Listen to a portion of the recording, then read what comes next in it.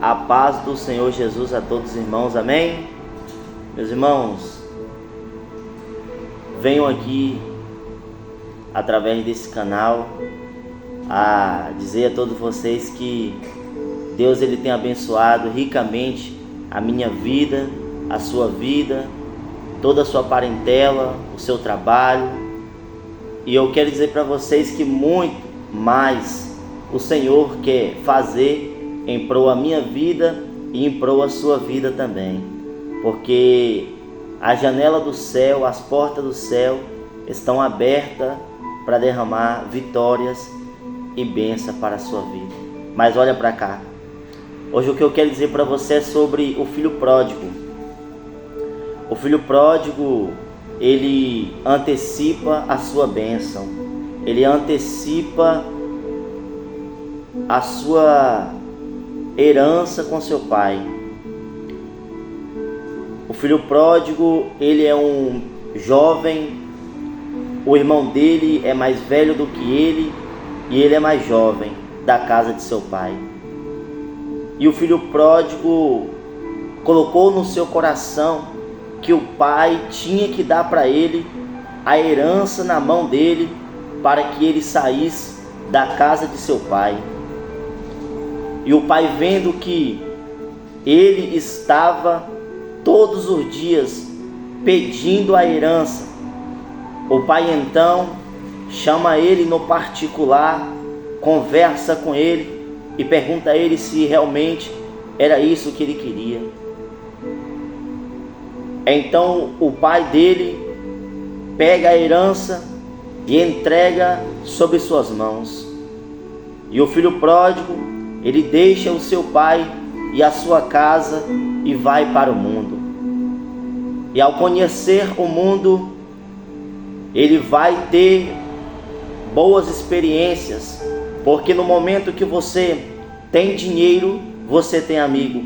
Porque no momento que você tem dinheiro, você tem mulher.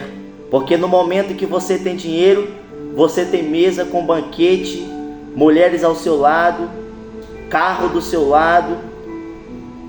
Só que tem um momento que o dinheiro acaba, os amigos vão embora, aquilo que era fartura não vai haver mais. E o filho pródigo, ele pôde beber, comer, festejar, dançar, conhecer mulheres, vestir uma boa roupa, só que o dinheiro acabou. A bênção que a bênção que seu pai antecipou para ele, a herança que o pai pôs na mão dele, ele simplesmente jogou tudo na lama, acabou tudo o seu dinheiro. Então chega um certo momento em que ele vai procurar ajuda, e ao procurar ajuda, ninguém mais quis ajudar ele, porque no momento que ele estava ostentando, todo mundo estava do lado dele, mas quando o dinheiro acaba primeiro, os amigos vão embora, ninguém mais dá credibilidade para ele. Ele agora é um homem sem nada. A Bíblia fala que chega um certo ponto em que ele deseja comer o que os porcos estavam comendo, porque o vazio que ele estava, a fome que ele estava, eu creio eu que não era uma fome somente física, porque há vazios no nosso coração que comida não preenche, só quem preenche é o Pai, mas ele está distante do Pai. Então o vazio que ele está sentindo, ele achou que ele comendo, aleluia, o que os porcos estavam comendo, isso ia matar a fome dele. Só que tem fome física e tem fome espiritual, e a fome deste homem era fome espiritual. Por quê? Porque quando ele lembra do seu pai, dos servos do seu pai, ele lembra que na casa de meu pai há fartura, na casa de meu pai não falta nada, até os trabalhadores do meu pai comem bem, vestem bem. E olha para mim agora, é necessário que o homem ele passa por um deserto, porque muitas das vezes ele quer fazer algo da forma que ele pensa, da forma que ele almeja. Talvez você ainda não recebeu o que Deus quer te dar, porque você ainda está em fase de amadurecimento. Porque esse jovem, ele estava em fase de amadurecimento. Desde o início eu falei com vocês que ele era o menor. E quem é o jovem, ele está em fase de crescimento, ele está em fase de amadurecimento. Então, tem preparos que o Senhor vai te preparar. Tem coisas que o Senhor vai fazer que você passa. Por quê? Porque quando você espera a bênção no tempo de Deus, vai fluir naturalmente a bênção do Senhor. Ela é concretizada na sua vida.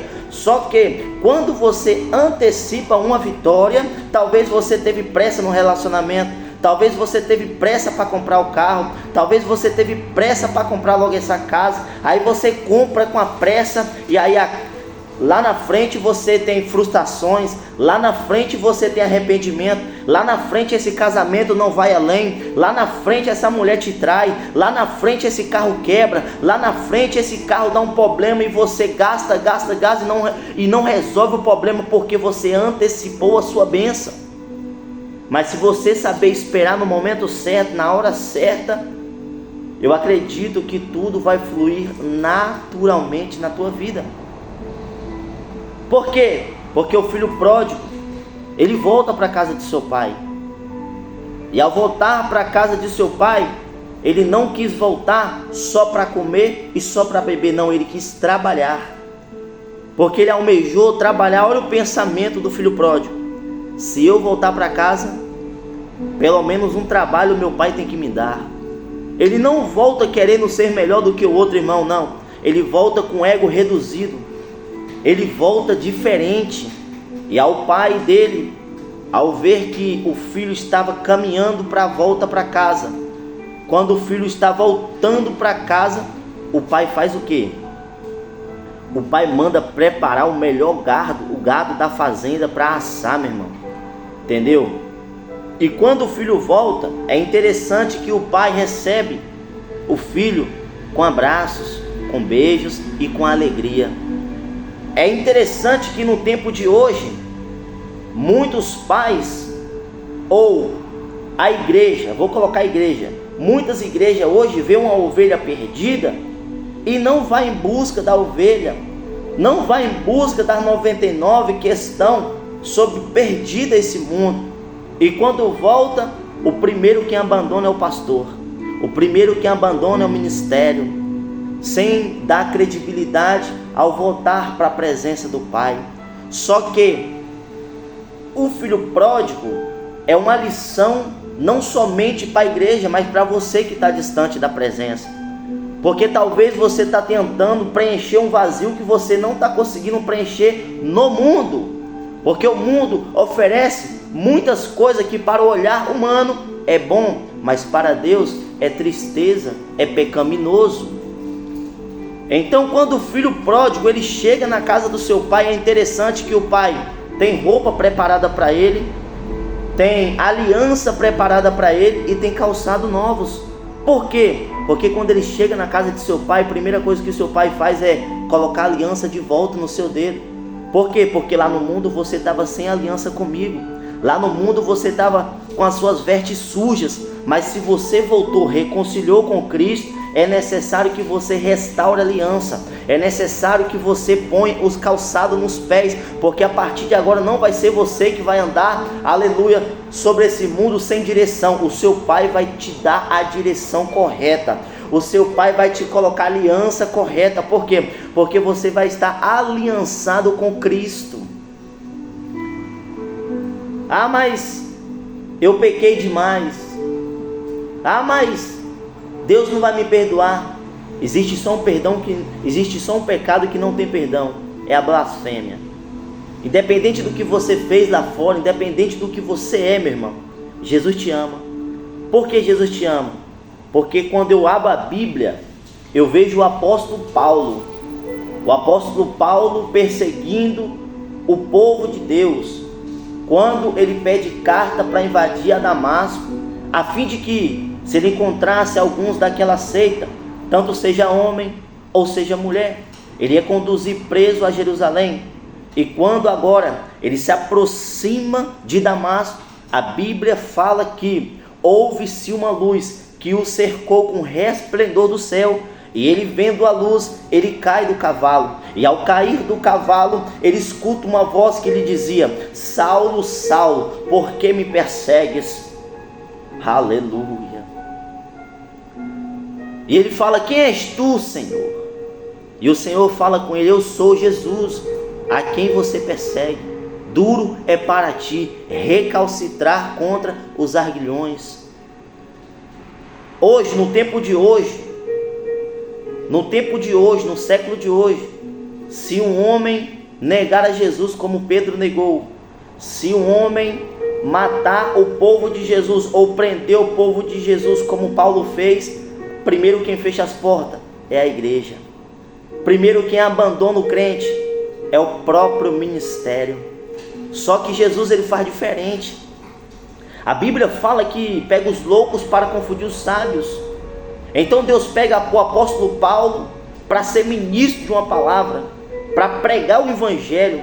E quando Jesus ressuscita dos mortos, ele chega a ter a pessoa que negou ele, que foi Pedro, o nosso amigo, irmão Pedro. Porque quando Pedro nega Jesus, é necessário que Jesus ressuscite para perdoar a Pedro. E ao perdoar Pedro, o que Jesus fala com Pedro? Pedro, a partir de hoje, você não pesca mais peixe, mas sim pescará homens para o meu reino. É Jesus dizendo: Pedro, a partir de hoje abandona esse cargo, estou te colocando em um cargo melhor. Pedro, a partir de agora você está pronto, Pedro. Você, Pedro, estava em fase de crescimento, Pedro. Eu estava te preparando para algo melhor. Talvez você está passando uma luta, talvez você está passando um deserto travado, talvez para a sua vida você decretou na tua vida, meu irmão, que tudo parou, tudo freou, o diabo te neutralizou. Só que Deus está falando para você hoje: eu estou te tirando do ponto morto. Eita glória! Eu estou ressuscitando os seus sonhos na tua vida, e eu quero que você volta para casa como o filho pródigo voltou. E a promessa de Deus para a sua vida, hoje o Senhor está derramando na tua vida. Por quê? Porque Deus tem promessa na minha vida, mas não é só na minha vida. Porque a Bíblia fala que Deus, ele não faz acepção de pessoas. Ele não quer simplesmente abençoar a mim, ele quer abençoar vocês. E se vocês crerem nessa palavra, que é pura e sincera de coração, você vai alcançar um mundo espiritual melhor. Você vai ter uma clareza espiritual melhor. Você vai conseguir enxergar, você vai conseguir caminhar. Mas creia somente e verás o que Deus vai fazer na tua vida.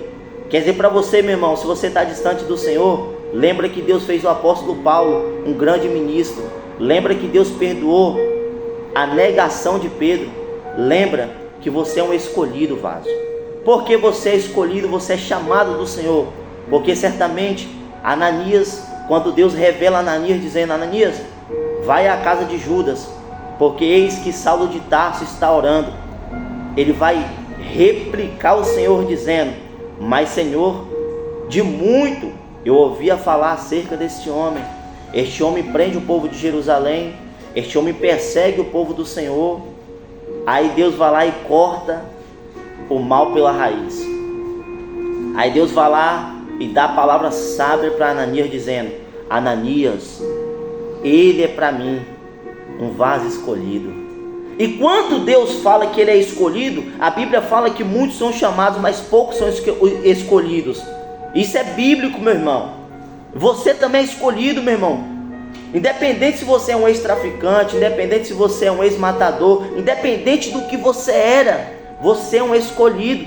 Independente se você está preso, independente se você já foi para a solitária, independente se você já passou trilhou o caminho dessa vida louca. Quer dizer para você, se você crer e se arrepender e tem convenção, o Senhor vai te fazer grande entre os grandes. Porque coisas boas e coisas maravilhosas o Senhor tem para a sua vida.